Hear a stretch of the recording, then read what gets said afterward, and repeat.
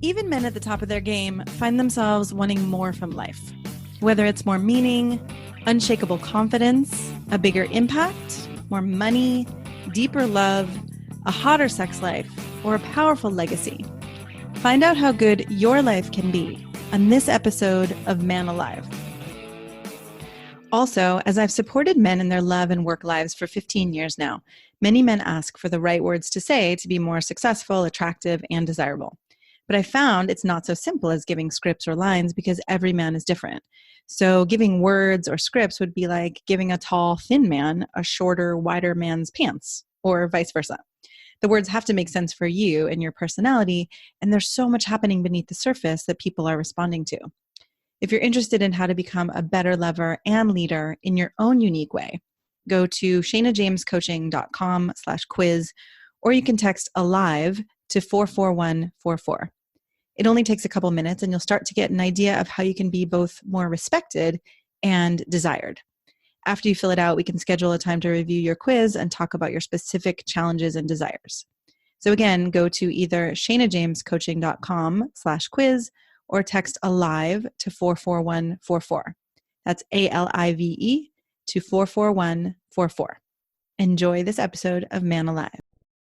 Hello and welcome to this episode of Man Alive. I'm happy to be here today to talk more about sex. We've been talking a lot about sex in the past few episodes, the past month or so, because of Honest Sex coming out. And I'm excited to have Ian Kerner here today because he is one of the, I'll call you a forefather. That might not be exactly what you want to be called.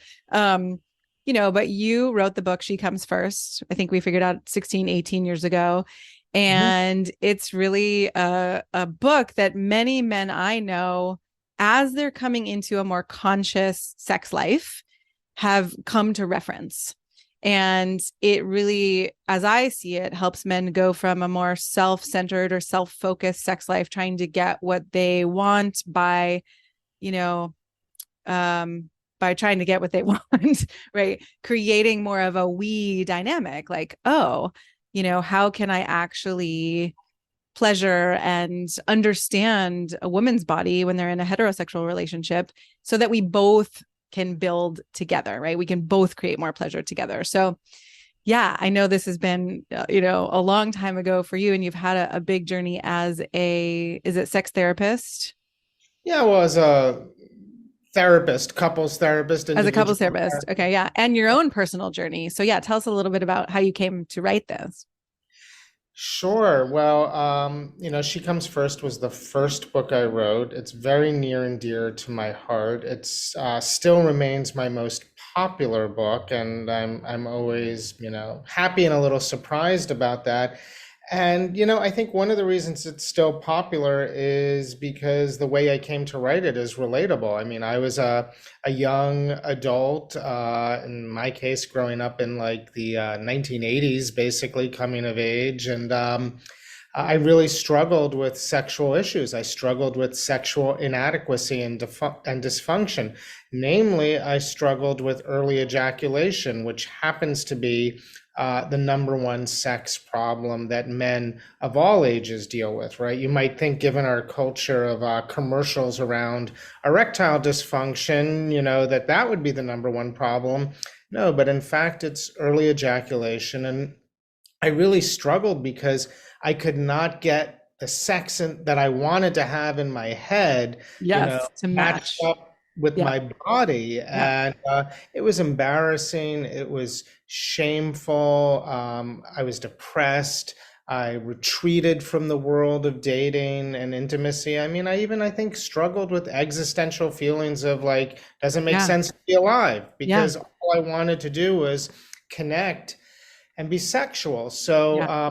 at the time, there was no internet, there were no men's magazines, and I was in college, and I sort of really secretly majored in sex research and learning, Yeah. mainly going to the works of like Masters and Johnson and Alfred Kinsey, very technical books to try and figure out how could I last longer in bed. And by last longer, I mean really have penis and vagina intercourse. And probably the first thing that I realized uh, was that even if I could achieve my goals and last during intercourse as long as I wanted to last, that would not mean that my female partners would necessarily be satisfied Yes. sexual experience. Yep. And that was a huge revelation for me. And I went from being ill-cliterate to being cliterate. I love that term, clitoris, right? That sense of really understanding that, oh, it's not just about you lasting longer. There's all that's just step one, right? To be able to have the sex for the amount of time you want to have, but then on top of that, to create, intimacy and pleasure for both of you. Yeah, absolutely. And so She Comes First was written with that aim in mind to help other men really sort of deconstruct what I call the intercourse discourse and all the pressure that goes into a man and having to focus his sexuality and his penis and his performance with his penis, and to really develop a kind of a model of sexuality that, as you said, was more in the we space than the me space. I mean, being cliterate, understanding how female sexuality operates and how it's different from male sexuality, and understanding that intercourse is probably one of the activities that's least likely to result in female pleasure and orgasm, does not mean as a guy that I'm sacrificing the me. Yes. And I going to love that. me. I love that shift from I'm sacrificing to what would you say instead? It's like, I'm connecting, yeah, connecting connecting. and co-creating and actually opening up the portal for incredible, like more incredible pleasure and intimacy and ecstasy and all of that. 100%, because Shayna, in the end, a great sexual experience isn't necessarily about orgasm, although orgasms are great. It is about arousal, and arousal is a process of being absorbed. Arousal is a process of being present. So the Oh, I love more that. present that you are in sex, the more pleasurable, the more connected the experience is. Yeah. Yeah. And I just love how you talk about being cliterate and, the idea that what we had seen as foreplay is actually can more be core play, right? That it's not trying to get somewhere. I think that's part of what I wrote about in my book too, Honest Sex, is that when we're goal oriented versus pleasure oriented or connection oriented, we lose that sense of absorption and presence that makes it so intimate and beautiful. Yeah, I mean, we could call it core play versus foreplay, outer course versus intercourse. But when you treat penis and vagina intercourse as just one Holy behavior, one grail. activity out of many, though, Yeah. right? When you just neutralize intercourse or put it on the Ah, same level as every other activity yeah. that's stimulating and pleasurable, it's incredibly liberating to be able to So make liberating. have sex with our minds, our hands, our mouths, our bodies, our genitals. It's Yes. very, very freeing. Yes, we align very much in that way. And I've often said to my clients, I said, I know this is really hard to believe, but you can feel as much pleasure and connection and intimacy by breathing together or by looking into each other's eyes or by touching your fingertips. There's so much possible. Can I read? Yeah. Do you want to say something? Yeah, no, go on. Yeah, I wanted to read your manifesto, and I might not have this because I took notes as I was listening to the Audible. So I may not have every word here, but I really appreciate the manifesto and I want men to hear it. So, and again, this is very much a heterosexual conversation, and I think it works, really well for all genders, no matter what your sexual preference, but that is what we're focusing on. So the manifesto is about, respecting the female process of arousal, postponing gratification for mutual pleasure, which I love that it's not, again, it's not a sacrifice. It might be postponing, but in that postponement, there's actually a building of pleasure. Knowing and appreciating the clitoris, stimulating the clitoris appropriately for the whole sexual process, letting go of genital penetration as the height of sexual pleasure, purging stereotypes, cliches, and prejudices, being patient and respectful, sensitive and tender, having a pleasure orientation, as we just discussed, and approaching each act as a unique process of giving and receiving, so that you're giving of yourself seriously, generously, and wholeheartedly. Sounds good. Whoever wrote that. Well written and well said. I also love the part about approaching each act as a unique process and of giving and receiving, and also of just, like you said, in that presence or in the absorption. It's almost like time stops, and that the magic opens up, and like something unique and different can happen every time, instead of that rote, same that happens when you're trying to get to that same goal. Absolutely. I mean, one of my biggest issues as a sex therapist is just helping couples to both enjoy sexual connection and to have the kind of experiences that make them both want to have more. And I would say, of heterosexual couples I deal with, close to 100% either had intercourse as the main part of their last sexual experience or wanted to and failed in some way. And in my practice, get to intercourse within anywhere from 0 seconds, like literally a guy is going to show up with an erection and a vagina is hopefully going to be lubricated, and there you go, to about 5 or 6 minutes. But really, so many activities and so much potential for connection is just ignored. Yeah, and there was something, I was just looking up my notes because there was something around that I was excited about.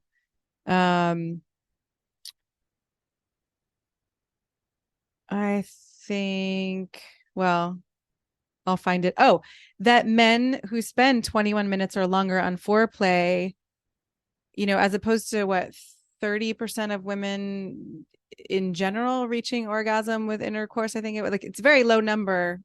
Right. There is a pleasure gap. Yeah. And when you look at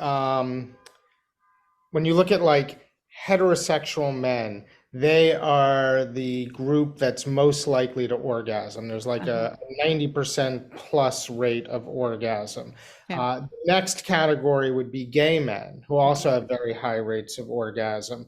The next category, I believe, is bisexual men and lesbian women. Mhm. And within all of those categories so far, you're looking at like 90% are likely to have orgasm during sex, to about 70% or something, or 80%. But Yeah. when you get to heterosexual women, it drops to about 60%, right? So a lot of women are just not, especially heterosexual women. I'm sorry, when you get to heterosexual women, are just not getting the pleasure out of sex that their male partners are. You're looking at like 90% versus like 55 or 60%, Right.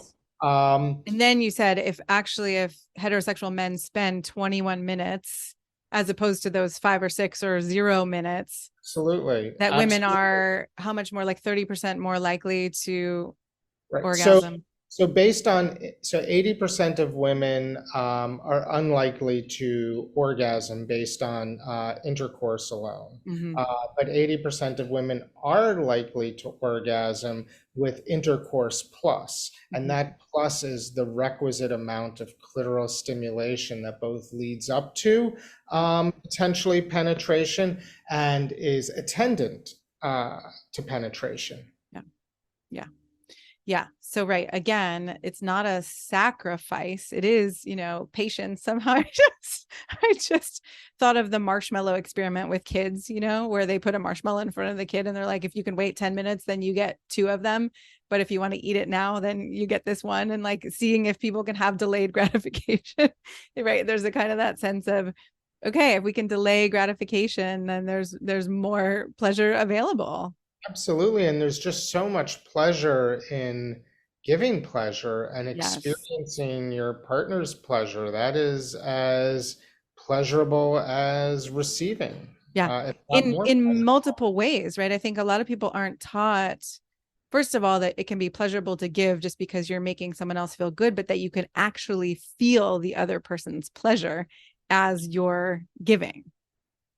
Absolutely. I mean, that comes down to a little bit of a concept that's being explored in sexual research, which is a concept called entrainment, which Uh-huh. basically means getting in sync, getting in flow. And if you look in the natural world, whether you look at fireflies or flocks of birds, there's a lot of synchronicity happening in Yes. their rhythms and actions. And if you think about it, even if we're like pushing someone on a swing or throwing a ball with someone or dancing or playing music, you kind of go into a mutual flow state where your nervous Yes. systems really become attuned. And that's the same thing that happens during sex and Yeah. the process of giving and receiving pleasure mutually. I love that. And the more awake we are in our bodies, or the more embodied we are, the more that flow state is actually then a visceral experience as well. And to do that, the main thing that we have to vacate is anxiety. And That's what I was going to ask you is, yeah, yeah, how you get people there. So the main thing is that's in the way you think is anxiety.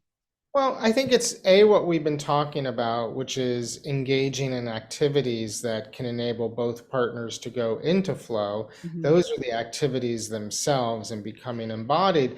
But also, the big thing that gets in the way is just our own anxiety that we're each bringing to a sexual experience. Some degree of performance anxiety. So, anxiety is really the enemy of arousal. So we Yes. do also have to focus on just being present and clearing our minds and being sexually mindful. Yeah. How do you help your couples do that?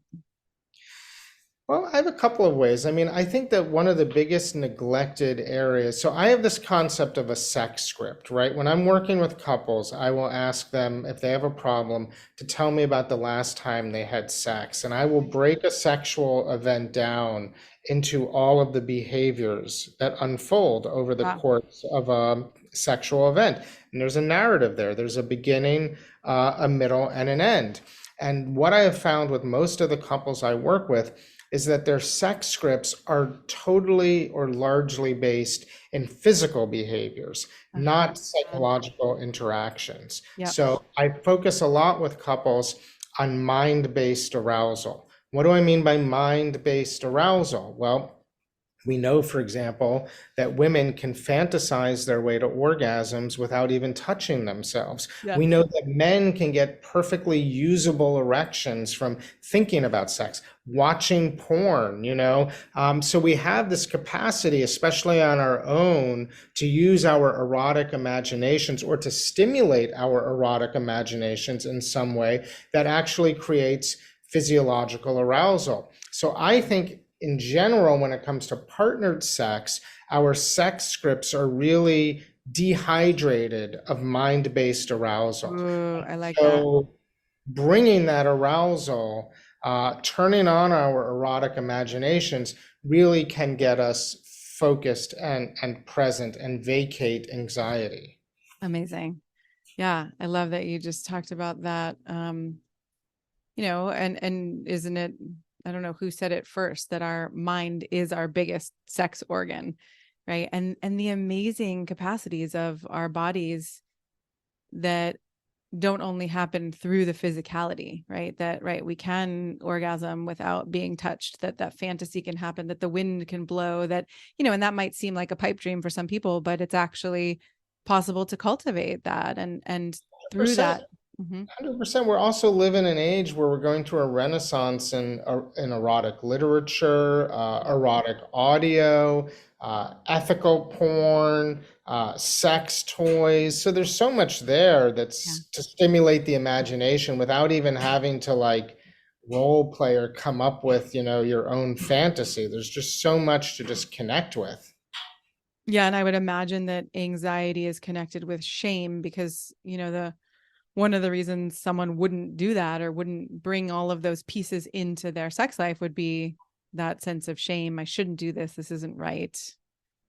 Yeah, it's too bad, as couples, we often were comfortable talking about almost any topic under the sun except sex. Somehow we feel like we're supposed to have magnificent sex lives without ever being able to talk about I sex, know.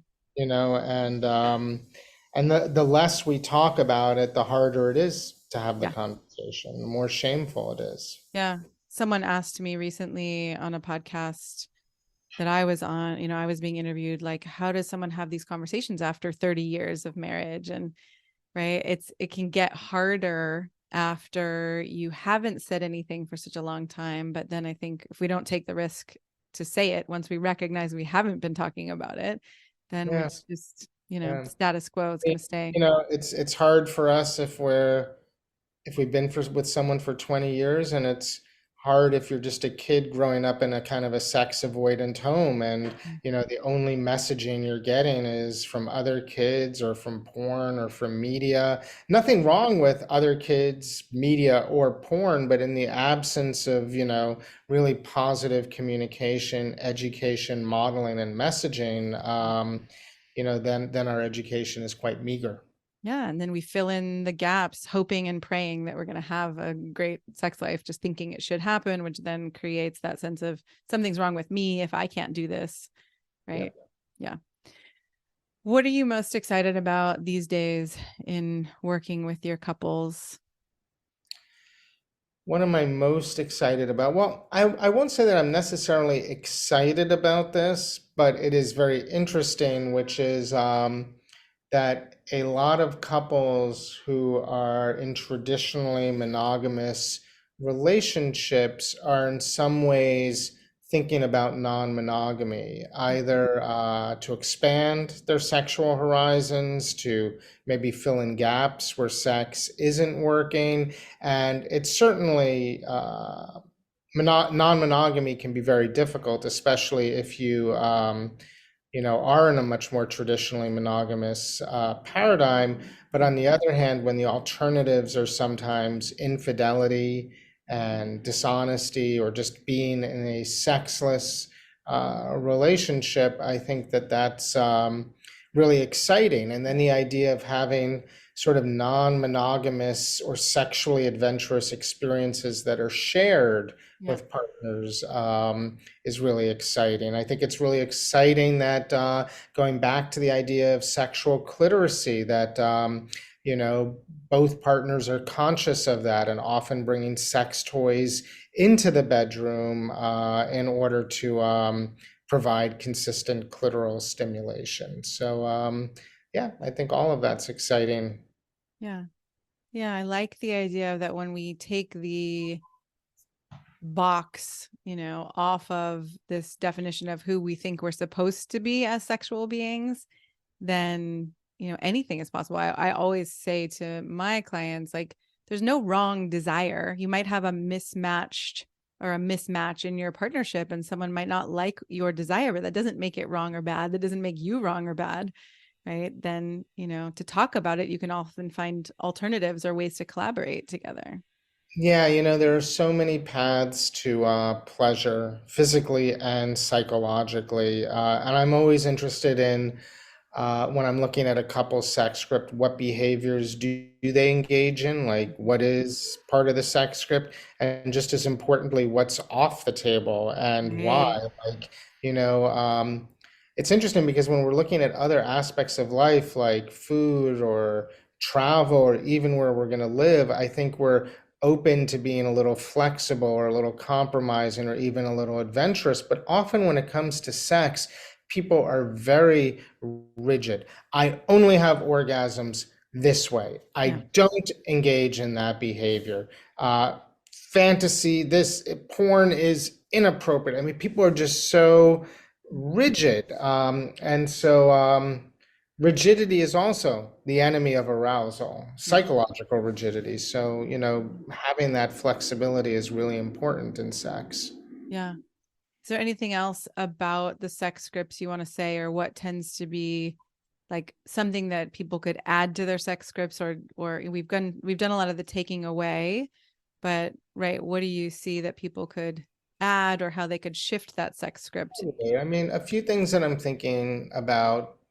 One thing is focus on the space in between sexual events, Mm, what I would call the erotic thread, right? So many of us, our sexual selves just show up for sex yeah. and kind of disappear the rest of the week. And so there isn't flirtation, there isn't eroticism, there aren't just these erotic charges. And sometimes that erotic charge is confused as like an invitation to have sex. Right. And so we avoid them altogether if we don't feel like having a complete sexual event. So I think just being able to bring erotic energy into your relationship so that the Yeah. sex you have is actually emerging from Yes.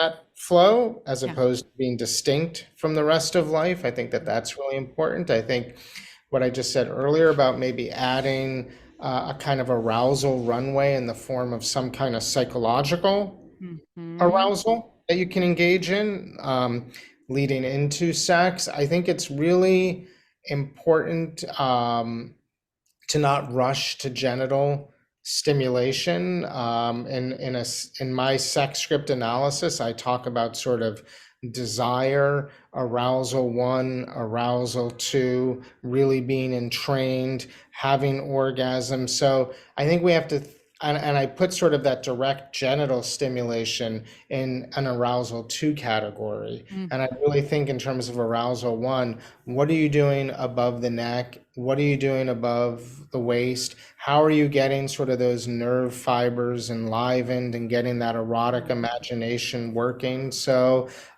it does come back a little bit to that idea of core play versus foreplay. Foreplay. Hmm. Hmm. Amazing. And I was just thinking about the idea or the kind of framing of scarcity where I wonder what you've seen around sometimes with my clients. It's like the fear that it's going to go away, or the fear that this is the only opportunity, or the fear that if they're dating, this is the only person who's going to be a sexual partner. All of that creates a kind of scarcity that sometimes has people try to rush to get farther. Yeah, no, I think that that concept of scarcity is interesting. I mean, what I find in my practice too is that if there is like a sex problem, like an erection issue, and then an erection occurs, well, sex has to be completely organized around that Right. erection because Right. otherwise because that erection is very scarce. Yeah. So let's jump on it and skip the fact that should actually be pleasurable Yeah. and mutually engaged. Yep. Yeah. Thank you so much for, being vulnerable and sharing your own struggles and what's, I don't want to, the question just came up and I'm like, this might not be exactly it. I'm going to say like, what's your favorite part about your sex life with your wife now? But if that's too personal, just, what something about the shift from where you were before to what you get to experience now. Can you let us in on that a little bit? Yeah, I mean, I think in really knowing someone and really having a safe attachment with someone, um, and really not having anxiety around performance and being able to communicate and being able to have that erotic thread distinct from having sex and just keeping eroticism in the air. I think it makes sex better. I mean, I'm a guy in my mid 50s now, and I think that sex is a whole lot better than it was when I was in my 20s and even in my 30s. I have children who are now of an age where I don't have to worry about a baby monitor, Yep. interrupting us. So I think that there's a lot to look forward to, and I've never gotten bored with sex or bored with sex with one person or That's monogamy. amazing. You know? Right. And how much more, because it sounds like there's more nuance, there's more depth, there's more intimacy, there's more knowing, there's more safety, which, allows you to explore. Yeah, it's funny. I just wrote an article for CNN based on, in my practice, how many heterosexual men, especially when it comes time to picking their life partners, really don't prioritize sexual attraction. Hmm. They prioritize a lot of other qualities, like, oh, we Interesting. travel well together. This is my best friend. And they have these beliefs like, oh, well, once you're married, you stop having sex anyway. Or so why pick based on sexual attraction, or you can't get sex and love in the same person, right? And these beliefs then, Yes. Yes. limit you. But I, picked my wife very much based on sexual attraction. That was one of the most important characteristics, and not the only one, but I didn't leave that off the table by any means either. Wow, that's surprising. I would have actually imagined that men would have chosen more based on attraction, and some of the other things would have fallen to the wayside, which kind of would have come around and bit them in the ass around the attraction piece. But I'm sure there are. I'm sure a lot of guys have, but again, I'm working in my practice with people who have problems, and I see a right. lot of young couples who are stuck in sexless relationships or, in sex ruts. And so it's always interesting. How did you two at age 29 or 33 end up in a sexless relationship? Yep. Very often that idea of, well, I didn't pick this person based on Or sexual that attraction attraction. is Yeah. really part of the equation. Yeah. Awesome. Thank you so much for being here. Is there any last thing you want to share, especially with the men who are listening? I would say again, leave your ego out of the room, try and leave your anxieties out of the room and just sexually connect. And if your partner has a vulva, you better get clitorate, and shift your lens a little bit. Awesome. Thank you so much for being here. And where can people find more of you and your books and your work? Really, I guess my website is the best place to start, and books wherever you buy books, hopefully at little independent booksellers, Yep. Great. Great. Well, we'll put all the link to your website in the show notes. You got it. Thank you. I appreciate that. Thank you. I'm so glad you joined us for today's episode of Man Alive. I hope you enjoyed our conversation and it gave you something to consider and explore in your life. If you like what you heard, I'd be so grateful for you to subscribe and write a quick review that helps men like you find us.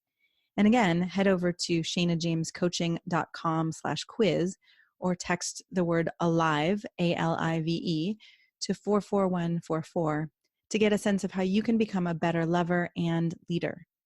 You'll start to see how you can be both more respected and desired in your unique and genuine way. If you don't feel as confident or as excited about life or love as you'd like to be, this quiz is a really great starting point and will guide you toward a more passionate love life and a more inspiring and successful career. So again, text ALIVE, ALIVE, to 44144 or head over to shanajamescoaching.com/quiz. Join us each week for a new episode of Man Alive.